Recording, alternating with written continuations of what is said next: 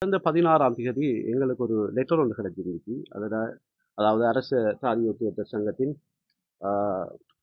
ஜிஎம்ஓண்ட secretary மதிப்புக்குரிய doctor Prabhat அவர்கள் வந்துட்டு அவர் சுகாதார அமைச்சின் செயலாளருக்கு அனுப்பியிருந்த கடிதம். இந்த கடிதத்தின் போது ஆஹ், இதர சுகாதார ஸ்டாஃப், அதாவது மற்ற சுகாதார குழுவுக்கும் இங்கே பிரச்சனை காணப்படுவதாக குறிப்பிட்டிருந்தார்கள். இதற்காக இந்த இந்த விடயத்துக்காக வேண்டி நாங்கள் எங்களுடைய வைத்தியசாலையின் உள்ளக கட்டமைப்பில் காணப்படும் 10க்கும் மேற்பட்ட அமைப்புகள் இவ்வாறான பிரச்சனைகள் எங்களுக்கு ஏதுமே இல்லை என்பதை குறிப்பிட்டு நாங்கள் அடுத்த தினம் நாங்கள் சுகாதார அமைச்சின் செயலாளருக்கு நாங்கள் இதை அறிவித்திருக்கிறோம். இது தனிப்பட்ட ஒரு பிரச்சனையின் வெளிப்பாடாகத்தான் நாங்கள் தனிப்பட்ட ஒரு நபர் ஒரு சிலருடன் இணைந்து செய்கின்ற ஒரு செயற்பாட்டின் விளைவாகத்தான் நாங்கள் எதிர்பார்க்கிறோம். මයි ජවාහිර කියන වෛද්‍ය අධිකාරිතුමාත් එක්ක අපි සේවය කරනවා. එතුමාගෙන් අපිට කිසිම ප්‍රශ්නයක් වෙලා නැහැ. නමුත් මේ ඉදිරියට මේකට උසිගන්නලා ඔක්කොම එළියේ ඉන්න අය වෙනත් රෝහල් වලට ට්‍රාන්ස්ෆර් ගිය වෛද්‍යවරුන් මෙහෙට ඇවිල්ලා සර් හොඳ නැහැ කියලා ස්ට්‍රයික් කරන්න කියලා පෙළපාලි යන්න කියලා ඒගොල්ලෝ කියනවා. නමුත් අපේ වෛද්‍ය අධිකාරිතුමා මේ රෝහලට ගොඩක් හොඳයි. මේ පේෂන් කෙයාර් ඔක්කොම හොඳින් කරගෙන යනවා. නමුත් ඒගොල්ලෝ මේ විදිහට එක ඩොක්ටර් කෙනෙක් තමයි මේ දේවල් කරන්නේ. එයා අම්පාර රෝහලේ දැන් ට්‍රාන්ස්ෆර් ගිහින් ඉන්නවා. එයා තමයි සුහෙර් කියන ඩොක්ටර්. එයා ඇවිල්ලා මම සල්්‍යාගාරය තුල වැඩ කරන අතරෙත් මාත් එක්කත් නිකන් රණ්ඩු වුණා. උඹ සිංහල අනම්මනම් කියලා මට ගොඩක් දේවල් කරා. விரட்ட வேண்டும். இது ஒரு ஒரு ஒரு மாஃபியா. இதற்கு பின்னால் வேறு விதமான ஹிடன் அஜெண்டாக்கள் இருக்கும். சில நேரங்களில் தேவை ஏற்படுகின்ற பொழுது நாங்கள் ஏனைய ஒரு ஊடகவியலர் மாநாட்டை வைத்து அதற்குரிய விரிவான விஷயங்களை பேசுவதற்கு இருக்கின்றோம். இப்பொழுது இந்த மக்களுக்கு, இந்த பிராந்திய மக்களுக்கு, நாங்கள் இங்கே 500க்கும் மேற்பட்ட ஊழியர்கள் வேலை செய்கின்றோம். எங்களுக்கு தெரியாமல் இந்த மிஸ்டர் டாக்டர் அன்பாஸ் ஃபாரூக் என்ற ஊடகவியலர் மாட்டிலே பச்சை பொய்யான தகவல்களை இந்த இலங்கை பூராகவும் இந்த அக்கரைப்பத்து ஆதார வைத்தியசாலை என்பது இந்த பிராந்திய அனைத்து மக்களுக்குரிய ஒரு கரும்புள்ளியை வைத்திருக்கிறார். அதை நாங்கள் வன்மையாக கண்டிருக்கிறோம்.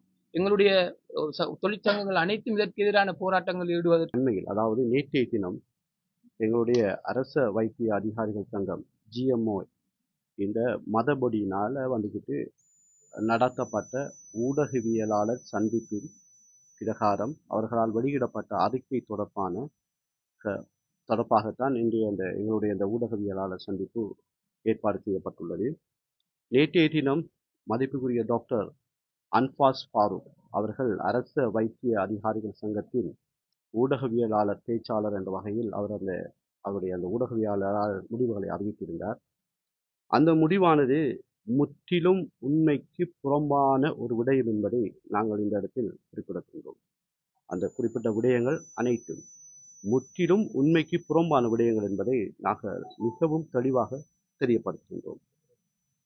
அது எந்த விதமான அடிப்படை ஆதாரங்களோ அல்லது அடிப்படை உண்மைத்தன்மையற்ற ஒரு விடயமாகவே காணப்படுகிறது. இவ்வாறான விடயத்தை குறிப்பிட்ட எங்களுடைய மதிப்புக்குரிய வைத்தியர்களின் சங்கமான ஜிஎம்ஓடைய மதப்படி வெளியிட்டிருப்பதை எங்களுடைய வைத்தியசாலை சமூகம் சார்பாக நாங்கள் வன்மையாக கண்டிக்கின்றோம். உண்மையில் கொழும்பில் தலைநகரத்தில் காணப்படுகின்ற அந்த சங்கத்துக்கும், குறிப்பாக எங்களுடைய இந்த பிராந்தியத்துக்கு இடையே காணப்படுகின்ற சங்கத்துக்கும் இடையிலே ஒரு தொடர்பை ஏற்படுத்துகின்ற அந்த சங்கத்தின் பிரமுகர்களால் வழங்கப்படுகின்ற ஒரு ஆதாரமற்ற அடிப்படை உண்மைத்தன்மையற்ற தகவலின் அடிப்படையிலே அந்த அறிக்கைகள் வெளியிடப்பட்டிருப்பது மிகவும் வருந்தத்தக்க விடயமாக காணப்படுகிறது. இவ்வாறான விடயங்களை ஒரு உண்மைத்தன்மையற்ற விடயங்களை வெளியிடுவதன் மூலமாக உண்மையில் எங்களுடைய ஒரு சுமூகமான நிலைமை காணப்படுகின்ற எங்களுடைய இந்த வைத்தியசாலை உள்ளக அமைப்பையும், அதுபோன்று குறிப்பிடத்தக்க இந்த உள்ளக அமைப்பு ஏற்படுத்துவதே நோயாளிகள் சேவைக்காக. இவ்வாறான விடயங்களின் மூலமாக இந்த நோயாளர்களுடைய சேவைகள் உண்மையிலே பாதிக்கப்படும் என்பது குறிப்பிடத்தக்க விடயம். அதனை கருத்தில் கொண்டுதான் நாங்கள் இன்றைய நாங்கள் ஊடக சந்திப்பை ஏற்பாடு செய்திருக்கிறோம். குறிப்பாக இந்த ஊடக சந்திப்பில் கூறப்பட்டுள்ள அந்த அடிப்படை உண்மைத்தன்மையான அந்த பொய்யான விடயங்களுக்கான உண்மைத்தன்மையான விடயங்களை நாங்கள் அமைச்சுக்கு அறிவிப்பதற்கான ஏற்பாடுகள் செய்திருக்கின்றோம். அதே போன்று இந்த வைத்திய அத்தியட்சகர் இந்த வைத்தியசாலைக்கு வந்த காலம் தொடக்கம் இன்று வரையும் எங்களுக்கு எந்த விதமான ஒரு பிரச்சனையும் இல்லாமல் நாங்கள் ஒரு சுமூகமான முறையில் இந்த வைத்தியசாலையை கடமையாற்றுகின்றோம் என்பதை இந்த தொழிற்சங்க பிரதிநிதிகள் இந்த முன்னிலையில் வந்துவிட்டு நான் இந்த ஊடக சந்திப்பில் நாங்கள் உங்களுக்கு அறிய தருகிறோம்.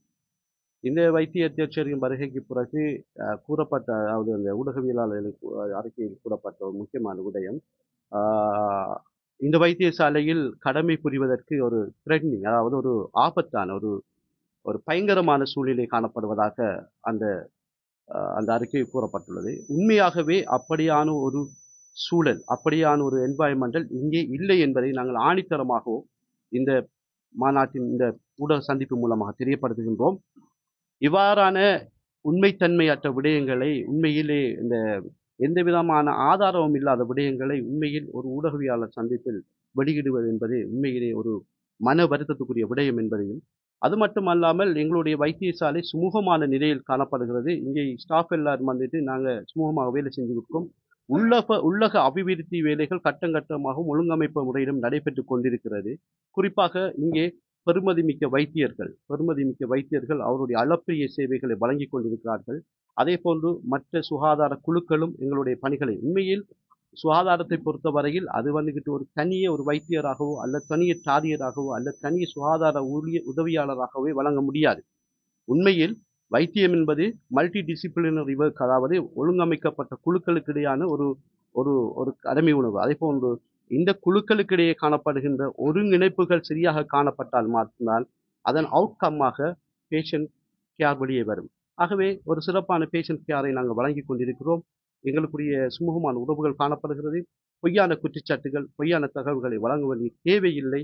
உண்மையில் இது ஒரு சிலர் வைத்தியசாலைக்கு வெளியே இருந்து கொண்டு தனிப்பட்ட பிரச்சனைகளை கருத்தில் கொண்டு இவ்வாறான நடவடிக்கைகளில், இவ்வாறான செயற்பாடுகளில் ஈடுபடுவது மனவருத்தத்தக்கது, கண்டிக்கத்தக்கது என்பதுதான் எங்களுடைய இந்த ஊடகவியலாளர் சந்திப்பின் முக்கியமான விடயமாக இருந்து கொண்டிருக்கிறது.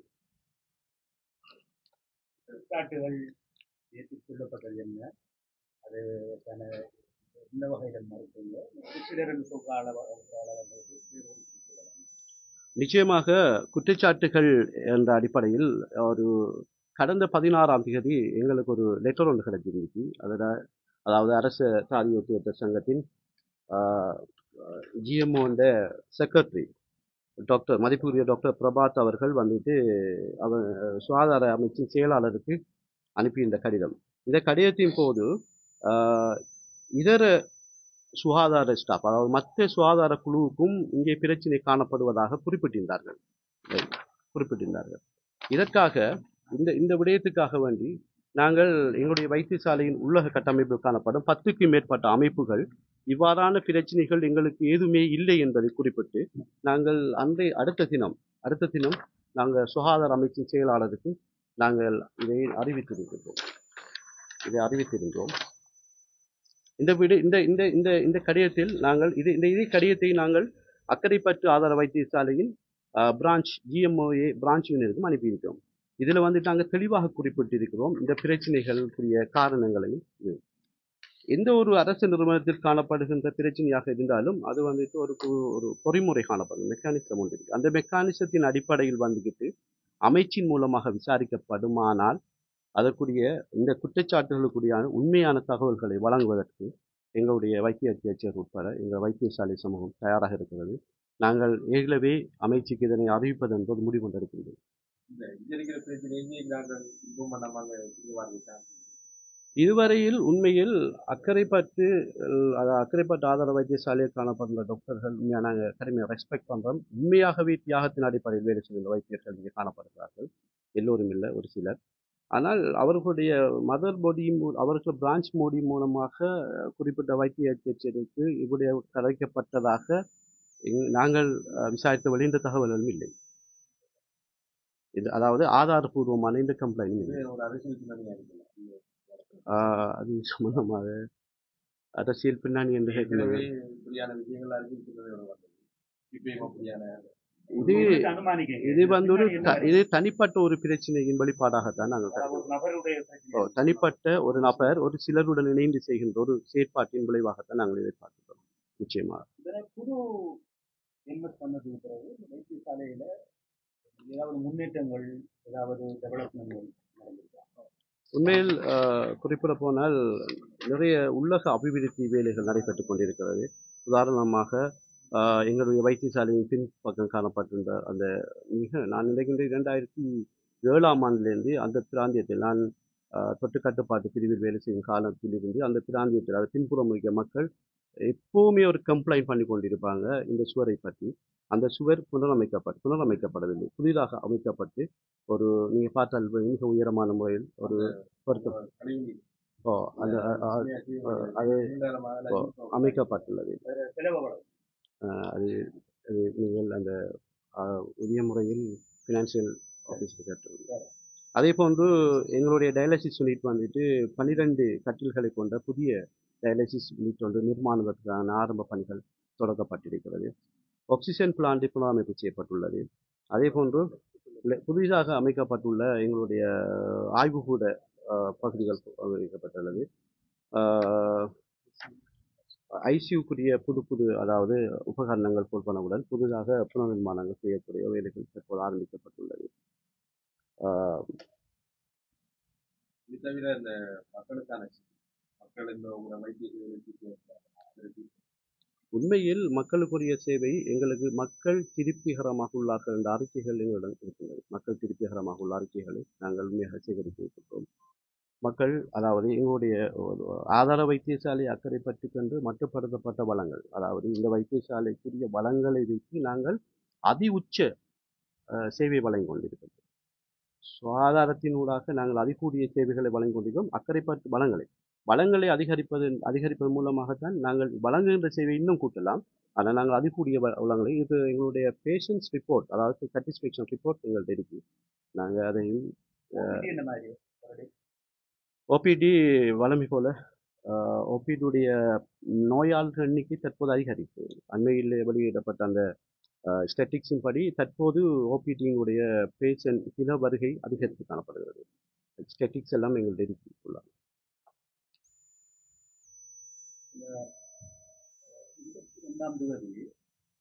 ஆர்ப்பாட்டம் ஒன்று நடத்துற மாதிரி அது தொடர்பில் நீங்கள் ஏதாவது மாற்று நடவடிக்கை கொரோனா தொற்றுக்கு பின்பற்ற காலப்பகுதியில் வந்துட்டு இந்த குறிப்பிட்ட வைத்திய அத்தியட்சகர் நாங்கள் எந்த ஒரு வைத்திய அத்தியட்சகருக்கோ அல்லது எந்த விதமான ஒரு வைத்தியருக்கோ அல்லது எந்த விதமான சக ஊழியர்களுக்கு எதிரான ஒரு ஒரு ஒரு அமைப்பில் இங்கே இல்லை. நாங்கள் ஹாஸ்பிட்டல், அதாவது நோயாளர்களை மையப்படுத்தி இந்த ஹாஸ்பிட்டலுக்கு நாங்கள் ஒரு சேவை வழங்குநர்களாகத்தான் காணப்படுகின்றோம். உண்மையில் கடந்த காலத்தில் அந்த கொரோனா தொற்றுக்கு பின்னர் இந்த குறிப்பிட்ட வைத்திய அத்தியட்சகர் இங்கே இருந்து பல்வேறுபட்ட ஒரு குற்றச்சாட்டுகளின் அடிப்படையில் வந்துட்டு இங்கேருந்து வெளியனுப்பப்பட்டார்னா குறிப்பிட வேண்டும். பின்னர் முறையான அமைச்சின் பொறிமுறைகள் மூலம் அவர் விசாரிக்கப்பட்டு பப்ளிக் சர்வீஸ் கமிஷன் மூலமாக மீண்டும் அப்பாயின்மெண்ட் பண்ணப்பட்டிருக்கிறார். இவர் தொடர்பான ஏதாவது பிரச்சனைகள் உள்ளக ரீதியில் காணப்பட்டால் முதல் கட்டமாக உள்ளக ரீதியான ஒரு கலந்துரையாடல்களின் அடிப்படையில் தான் அடுத்த கட்ட நகர்வுகளுக்கு செல்ல வேண்டும். ஆனால் அவ்வாறான நடவடிக்கைகள் இங்கே எடுத்ததாக தெரியவில்லை, உண்மையில் தெரியவில்லை. அதற்கான காரணங்களும் தெரியவில்லை. நாங்கள் கூடுதலாக வைத்தியர்களுடைய அந்த பக்கம் எங்களுக்கு செல்ல முடியாது என்றால் அவர்களை நாங்கள் மதிக்கின்றோம், அவர்களுடைய செட்டாப்புகள் எங்களுக்கு. ஆனாலும் இவ்வாறான செயற்பாடுகள் வந்துட்டு எங்களுடைய வைத்தியசாலையின் பெயரை நிச்சயமாக குறைக்கும். என்றால் அமைச்சின் மட்டத்தில் எங்களுடைய வைத்தியசாலைக்கு இவ்வாறான பெயர்கள் போகும்போது எதிர்காலத்தில் வருகின்ற இந்த கன்சல்டன்டாக இருக்கையிலும் விசேட வைத்தியர்களாக அவர்களை வந்துட்டு அப்பாயின்மெண்ட் பண்ணுறதுல சில சிக்கல்கள் இருக்கும். ஆகவே இந்த விதமான ஒரு இந்த செயற்பாடுகளை நடத்தாமல் வேறு முறையில் இதுக்கு தீர்வு கொண்டு வருவது என்பதுதான் ஒரு சிறப்பான வழிமுறையாக இருக்கும் என்று நாங்கள் கருதுகின்றோம். தனிப்பட்ட நபர் தான் காரணம்.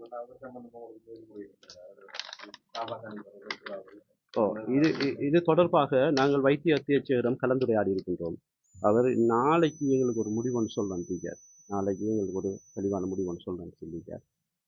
ஏண்டா இந்த பிரச்சனை எப்படி தொடர்ந்து போகப்படாது. அப்போ அவங்க வந்துக்கிட்டு ஏதோ ஒரு அமைப்பில் வந்துட்டு அவங்களுக்குள்ள ஒரு கலந்துரையாடல் ஒன்று மேற்கொண்டு இந்த பிரச்சனையை தீர்த்து கொள்வதுதான் சிறப்பு. ஏன்டா இந்த வரலாற்றில் வந்துட்டு இதெல்லாம் கரும்புள்ளிகள்.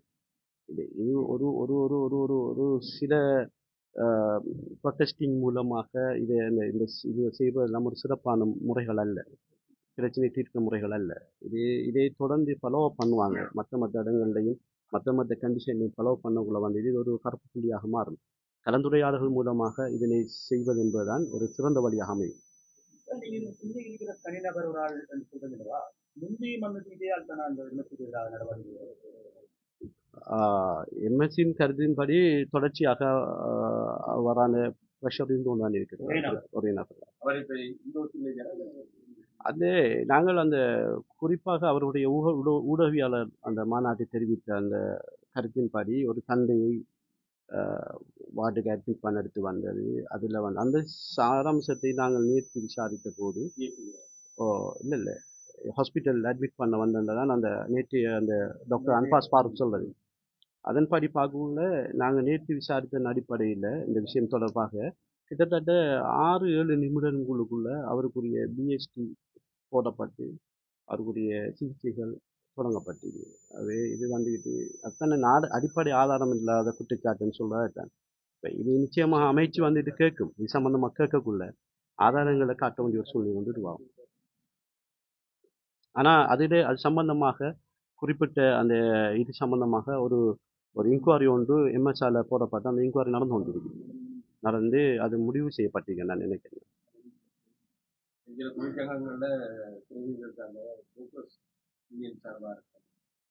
இல்லை டாக்டர் சார்பு இல்லை, நாங்கள் அவங்களுக்கு இன்வைட் பண்ணலை. நாங்கள் இதில் வந்துட்டு அதை கேட்டகரி போட்டிக்காங்க தானே. இப்போ அது வந்துக்கிட்டு நாங்கள் தெளிவுபடுத்துறதுக்காக தான் இன்றைக்கு நாங்கள் அதாவது அவங்களோட லெட்டர்லையும் சரி அவங்களோட ஊடகவியாளர் சந்திப்புலையும் சரி மற்ற கேட்டகரியாக்களுக்கு இந்த பிரச்சனை இருக்குன்னு சொல்கிறாங்க. இப்போ நாங்கள் எங்களோட பிரச்சனையை மட்டும்தான் கதைக்கணும், டாக்டர்ஸ் பிரச்சனையை தான் கதைக்கல. எங்களுக்கு எந்த பிரச்சனையும் இல்லை, நாங்கள் சுமூகமாக கடமையாற்றி கொண்டிருக்கிறோம். நாங்கள் எங்களோட அனுபவத்தில் வந்துட்டு அவர்களுக்கும் பிரச்சனை இருக்க மாதிரி தெரியல. அதுங்களா சொல்லிடும்.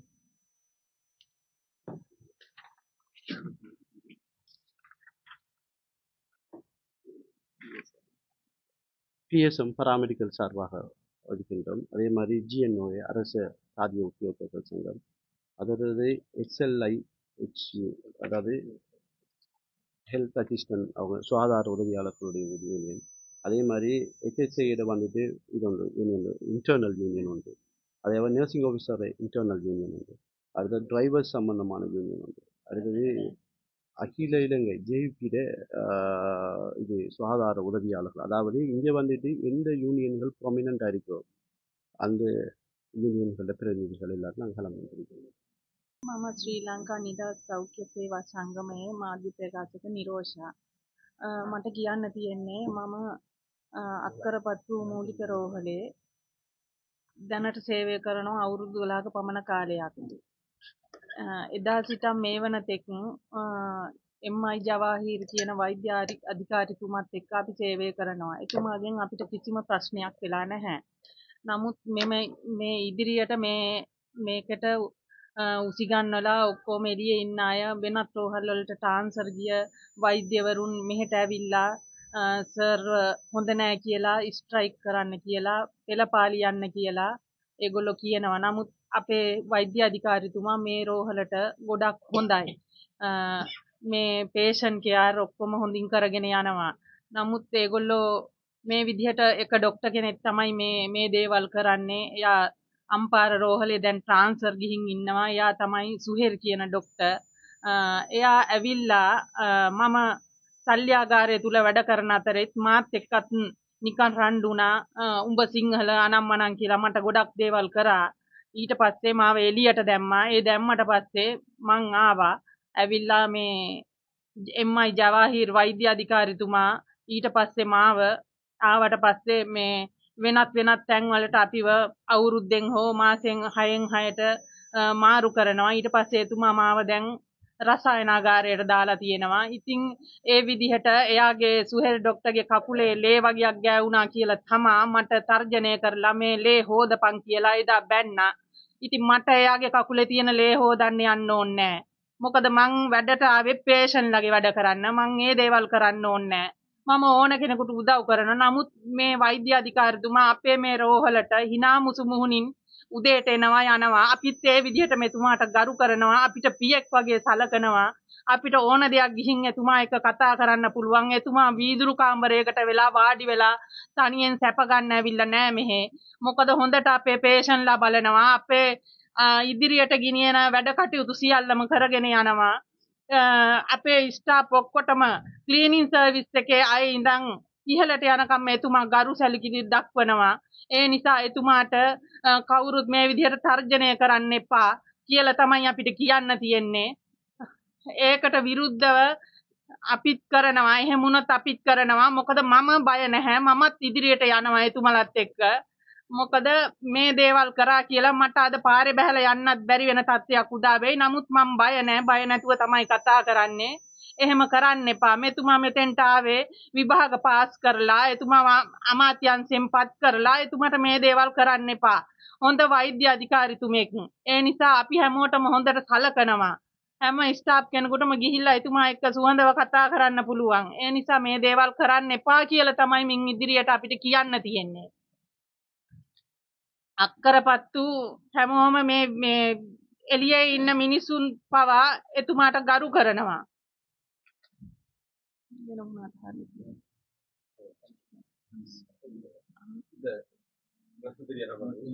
தொழிலுக்குறங்கிற ஒரு பேரை குறிப்பிட்டாங்க. இவர் மட்டும் தான் பிடிக்கிறேன்டா. இவர் பம்பாரில் வேலை செய்வாங்க. அப்ப அம்பாரில் வேலை செய்யற விஜயிக்கிற இந்த பிரச்சனை எடுக்கிறது வந்து එතුමා මේම இவர் வந்து ஜிஎம்ஓல ஒரு ஆளாகி கேட்டாங்க. அப்ப அந்த ஜிஎம்ஓ உலகம் இவர் குழப்பத்துக்காரங்கிறத நீங்க பண்ணுங்க. එතුමා මේ සුහෙල් ડોක්ටර් කියන එක්කෙනා මම දන්න තරමේ මම මාස දෙකක් විතර එතුමාත් එක්ක වැඩ කරේ. නමුත් එතුමා ඒ විදිහට තමයි හැම ස්ටාෆ් කෙනෙකුටම කතා කරන්නේ බනිනවා. එයාගේ හැටි වෙන්න ඇති. මම නම් තේරෙන්නේ නැහැ එයා ගැන කියන්න. ඔව්. මොකද අපිට හොඳ කෙනෙකුට අපි ගරු කරනවා. ගොඩක් ගරු කරනවා. අනිත් හැම දෙනාම හොඳයි. ඒගොල්ලෝ අනිත් වෛද්‍ය අධිකාරිවරුන්වත් ඇදලා ගන්නේ මෙයා තමයි. ඉතින් ඒකට මොනවා හරි පිළියමක් කරන්න කියලා මම සෞඛ්‍ය අමාත්‍යාංශයෙන් ඉල්ලා සිටිනවා. එච්චරයි කියන්න තියෙන්නේ. எனது பெயர் அருண்ராஜ். நான் ஒரு இயன் மருத்துவர். நிறைவுகான் மருத்துவ தொழில் வல்லுநர் சங்கத்தின் சார்பாக நான் இந்த வைத்தியசாலையிலே பணியாற்றி கொண்டிருக்கின்றேன். அந்த வகையிலே இந்த வைத்தியசாலையிலே மிகச்சிறந்த முறையிலே வைத்திய சேவைகள், வைத்திய நிர்வாகத்தினுடைய ஒரு தலைமைத்துவத்தின் கீழ் மிகச்சிறந்த முறையில் இந்த வைத்தியசாலை இயங்கிக் கொண்டிருக்கின்றது. இந்த வைத்தியசாலையானது லாவுகலை புத்துவில் தொடக்கம் திருக்கோயில் பிரதேச மக்கள் இறக்காமம், தீகவாவி, ஒலிவில் என்று சொல்லி பல இன மத பேதங்களுக்கு அப்பால் ஒரு சிறந்த சேவையை வழங்கிக் கொண்டிருக்கின்ற வைத்தியசாலையாக, தலை நிமிர்ந்த வைத்தியசாலையாக இந்த பிரதேசத்தில் இருக்கின்றது. அவ்வாறு இருக்கின்ற சந்தர்ப்பத்தில் தொடர்ச்சியாக இந்த வைத்தியசாலையினுடைய செயற்பாடுகளை குழப்பும் விதமாக அல்லது ஊழியர்களுடைய மனநிலையை பாதிக்கும் விதமாக ஒரு சில செயற்பாடுகள் இந்த வைத்தியசாலைகளுக்கு வெளியில் இருக்கும் ஒரு சில நபர்களால் நிகழ்த்தப்படுகின்றது. இந்த விடயம் எவ்வாறான ஒரு விடயமாக நாங்கள் கருத வேண்டியிருக்கின்றது என்றால், தனிப்பட்ட பழிவாங்கலுக்காக தனிப்பட்ட விருப்பு வெறுப்பினை அடிப்படையாக கொண்டு அதனுடன் ஒரு சிலரை சேர்த்து கொண்டு ஒரு பழிவாங்குகின்ற ஒரு கலாச்சாரம் இங்கே நடைபெற்றுக் கொண்டிருக்கின்றது. இதன் மூலமாக இந்த வைத்தியசாலையிலே சிறந்த முறையிலே ஒரு வைத்திய சேவைகளை வழங்குகின்ற நிலைமைகள், ஊழியர்கள் நோயாளர்களை பராமரிக்கின்ற சேவை மனப்பாங்கு ஒரு பாதிக்கக்கூடிய ஒரு நிலைமைக்கு சென்று கொண்டிருக்கின்றது. உண்மையிலே நான் அறிந்த வகையிலே ஜவாய்கர் சார் இருக்கின்ற காலத்தில் தான் நான் இந்த வைத்தியசாலைக்கு வந்தேன். உண்மையிலே அவருடைய நிர்வாக திறமை, தலைமைத்துவ பண்பு, ஏனைய ஊழியர்களை மதிக்கின்ற விதம், ஏனைய நோயாளிகளை பராமரிக்கின்ற அந்த சேவைகளுடைய சிறப்பினை அறிந்துதான் நான் இந்த வைத்தியசாலைக்கு ஒரு மன நிம்மதியுடன் ஒரு ஆசையுடன் வந்தேன். சிறந்த முறையிலே வேலை செய்து கொண்டிருக்கின்ற காலத்தில் தான் ஒரு கோவிட் காலமும் வந்தது. அந்த நேரத்திலும் கூட ஒரு சிறப்பான ஒரு சேவையினை, ஒரு சிறந்த ஒரு வழிகாட்டுதல்கள் வழங்கி கொண்டிருந்தவர் ஜவாஹிர் சார் என்பதை மறக்க முடியாது. அவருடைய காலத்தில் தான் இந்த வைத்தியசாலையிலே ஐசியு என்கின்ற விடமும் திறக்கப்பட்டிருந்தது. அது மட்டுமல்லாமல் தேசிய ரீதியில் இந்த வைத்தியசாலை ஒரு சூழலுக்கு மிகவும் ஒரு சூழல்நிலை செயற்பாடுகள் கொண்ட ஒரு வைத்தியசாலையாக, கிரீன் கோல்டு அவார்ட் வாங்கிய ஒரு வைத்தியசாலையாக இந்த வைத்தியசாலை இருந்திருக்கின்றது. அப்படிப்பட்ட ஒரு சிறப்பியல்பான ஒரு சேவையை இன்று வரைக்கும் ஒரு வழங்கிக் கொண்டிருக்கின்ற ஒரு திறமையான, ஒரு தலைமைத்துவமான, ஒரு ஆளுமையான ஒரு வைத்திய நிர்வாகி என்றால் ஜவாஹிர் சாரை கூறலாம். அந்த வகையிலே இந்த வைத்தியசாலையிலே வேலை செய்கின்ற ஊழியர்களும் ஒரு மன நிறைவோட நிம்மதியுடனும் வேலை செய்து கொண்டிருக்கிறார்கள். வெளியிலே இந்த வைத்தியசாலையை விட்டு வெளியேறிய ஒரு சில தனிநபர்கள் அவர்களுடைய தொடர்ச்சியான அழுத்தங்கள், அவர்கள் இந்த கொழும்பினை இந்த வைத்தியசாலையினுடைய உண்மையான நிலைப்பாடை இல்லாமல் வெளியிடத்தில் இருந்து அறிக்கை விடுகின்ற விடயத்தை உண்மையிலே மனதிற்கு ஒரு கசப்பான விடயமாகவும், நாங்கள் ஏற்றுக்கொள்ள முடியாத ஒரு விடயமாகவும், மனவேதனை ஏற்படுத்துகின்ற விடயமாகவும், ஒரு ஊழியர்களுக்கும் ஒரு மன உளைச்சலை ஏற்படுத்துகின்ற விடயமாகவும், அது மட்டுமில்லாமல் இந்த பிராந்தியத்திலே ஒரு தலைநிமிர்ந்து நிற்கின்ற ஒரு சிறந்த ஒரு ஆதார வைத்தியசாலைகளுக்கு ஒரு கருப்பு புள்ளியை இடுகின்ற அல்லது சேறு பூசுகின்ற விடயமாக இந்த விடயங்கள் தொடர்ச்சியாக நடைபெற்றுக் கொண்டிருப்பது ஒரு கண்டிக்கத்தக்க விடயமாக இருக்கின்றது. அந்த வகையிலே எதிர்வரும் காலத்திலே இந்த வைத்தியசாலையின் ஒரு சிறந்த சேவை வழங்க வேண்டும், மக்களுக்கு ஒரு நல்ல ஒரு நற்பெயரை கொண்டு சேர்க்க வேண்டும் என்ற ஒரு தேவைப்பாடு எங்களுக்கு இருக்கின்றது.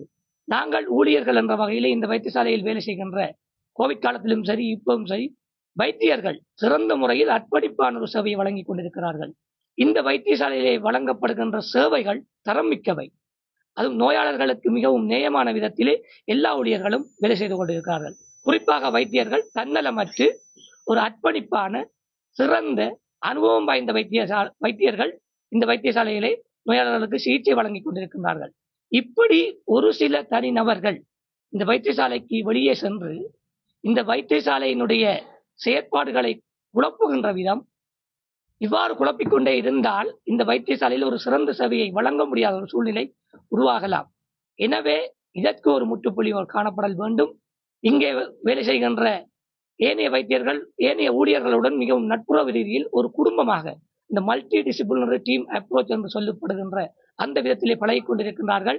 ஏனென்றால் இந்த ஒரு சிலர்களுடைய தனிப்பட்ட குரோதங்கள் பழிவாங்குகின்ற நிலைக்காக இந்த வைத்தியசாலையினுடைய அபிவிருத்தி எதிர்கால நடவடிக்கைகளை பாதிக்கப்பட இருக்கின்ற எந்த விதமான செயற்பாடுகளையும் செய்யக்கூடாது என்ற அடிப்படையில் நாங்கள் கருத்துக்களை தெரிவிக்கின்றோம். அது மட்டுமல்லாமல் எங்கள வைத்தியசாலையில் இருக்கின்ற ஒரு வைத்திய அத்தியாட்சகர் மிகவும் ஒரு அனுபவம் வாய்ந்தவர். அதுவும் ஒரு சாதாரணமான ஹெல்த் அசிஸ்டன்ட் தொடக்கம் ஒரு உயர்ந்த அதிகாரிகள் வரையும் எல்லாரையும் ஒரு ரெஸ்பெக்ட் பண்ணக்கூடிய ஒரு மனிதர், சிறந்த ஒரு மனிதனை மிக்கவர். அப்படிப்பட்ட ஒரு வைத்தியர் இந்த வைத்தியசாலைக்கு தேவை. அவருடைய தொடர்ச்சியான சேவைகளை நாங்கள் எதிர்பார்த்திருக்கின்றோம். நாங்கள் ஒரு சுமூகமான பணியை செய்வதற்கு இது போன்ற ஒரு தலைமைத்துவத்தின் வழிகாட்டல்களுக்கு வேண்டும் என்று விசேடமாக சுகாதார அமைச்சினை நாங்கள் கேட்டுக்கொண்டு நிறைவு செய்கின்றேன். நன்றி. வெளியில ஒரு சில நபர்கள் பேரை வெளிப்படையா சொன்னாங்க. நீங்க அந்த பேரை சொல்றதுக்கு தயங்குறீங்களா? நீங்க அந்த வெளிநபர் சொல்றாள் அவர் தானே? இல்ல, ஊடகம் என்ற அடிப்படையில் ஒரு ஊடக சந்திப்பு ஒரு தனிநபரை நாங்க பேரை குறிப்பிட்டு தாக்குறது அந்த ஒரு நாகரிகத்தை கருத்தில் கொண்டு நான் பேரை இந்த இடத்துல தவிர்த்து கொள்ளுகின்றேன். ஆனால் பெரும்பாலான செயற்பாடுகள் இப்படிப்பட்ட ஒரு சில நபர்களின் தூண்டுதலால் தான் தொடர்ச்சியாக நடைபெற்றுக் கொண்டிருக்கின்றது என்பதை நான் ஆணித்தரமாக கூறுகின்றேன். நான் அதை பற்றி நான் கருத்து தெரிவிக்க விரும்பவில்லை.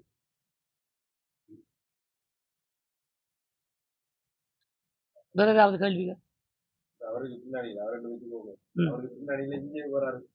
ஒரு சிலர் இருக்கலாம்,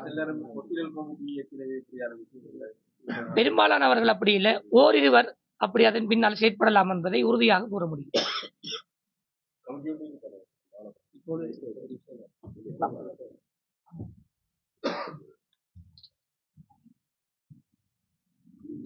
இப்ப வந்துட்டு இங்க ஹாஸ்பிட்டல் கமிட்டி, நான் Sharmi, BSM secretary, Akkaraipettai branch union.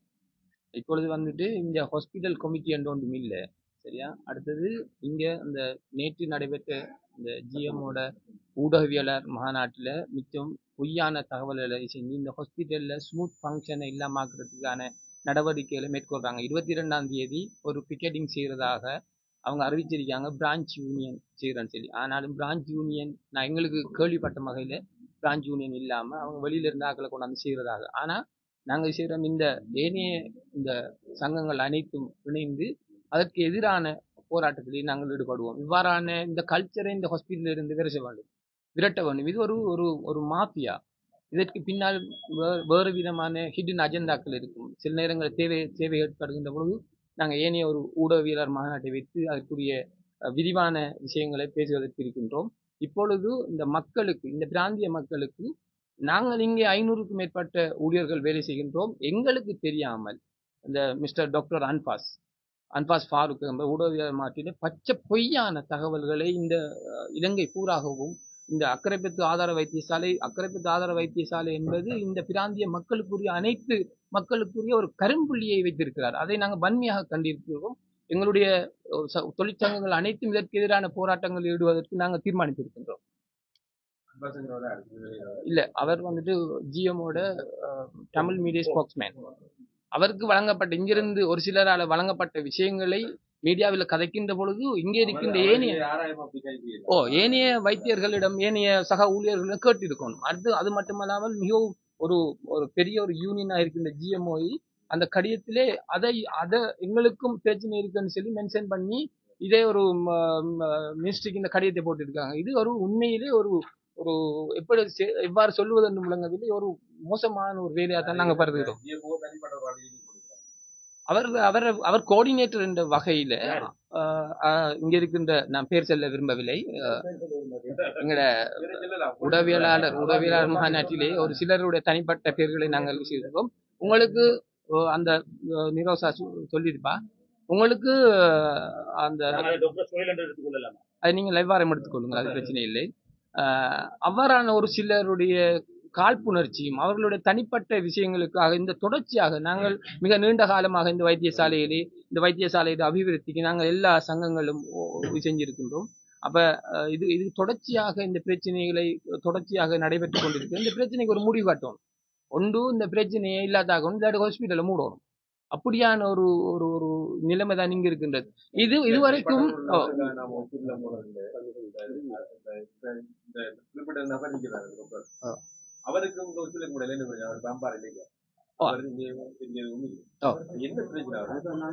அதைத்தான் நாங்கள் சொல்றோம். மக்களுக்கு நாங்க தெளிவுபடுத்துறோம் என்னன்னு சொன்னா, எங்களுக்கு வேலை செய்யற ஊழியர்களுக்கு 16ஆம் தேதி இவங்க கடிதம் அடிக்கும் வரையும் எந்த ஒரு பிரச்சனையும் இல்லை. அந்த அன்பாஸ் டாக்டர் ஒரு உயிர் ஆபத்து, கிட்டத்தட்ட ஒரு பயங்கரவாத வேலை செய்யற மாதிரி அவர் ஒரு அறிக்கையை விட்டு இருக்கிறார். அவ்வாறான எந்த பிரச்சனையும் எங்களுக்கு இல்லை என்பதை தெளிவுபடுத்துவதுதான் இந்த ஊடகவியலாளர் மாநாட்டின் எங்களுடைய நோக்கம். அது மீடியா எதிர்காலத்துல நாங்க எங்களோட யூனியனோட டிஸ்கஸ் பண்ணி அதுக்குரிய இந்த பிள்ளையான ஊடகவியலாளர் மாநாட்டுக்கு அப்படியான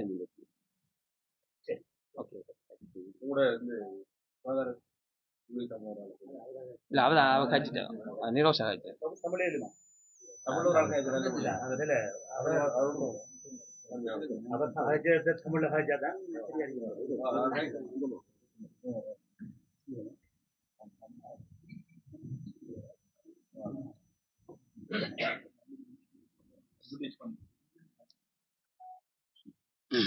நான் Haseeth LCA union secretary Akkaraipattu base hospital, internal secretary Akkaraipattu base hospital.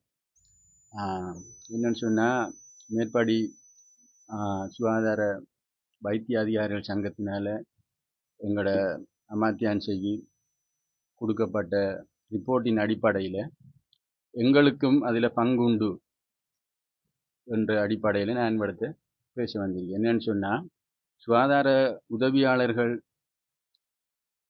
இந்த ஹாஸ்பிட்டலில் அக்கரைப்பத்து பேஸ் ஹாஸ்பிட்டலில் இருக்கிற ரீப்ரசன்டேட்டிவ்மாரோட கலந்து ஆலோசித்து ஏதாவது பிரச்சனைகள் வந்தால் எங்களோட பிள்ளைகள் எப்போவும் எங்கள்கிட்ட கடிதம் மூலமாகவோ வாய்முறைப்பாட்டு மூலமாகவோ ஏதாவது தருவாங்க.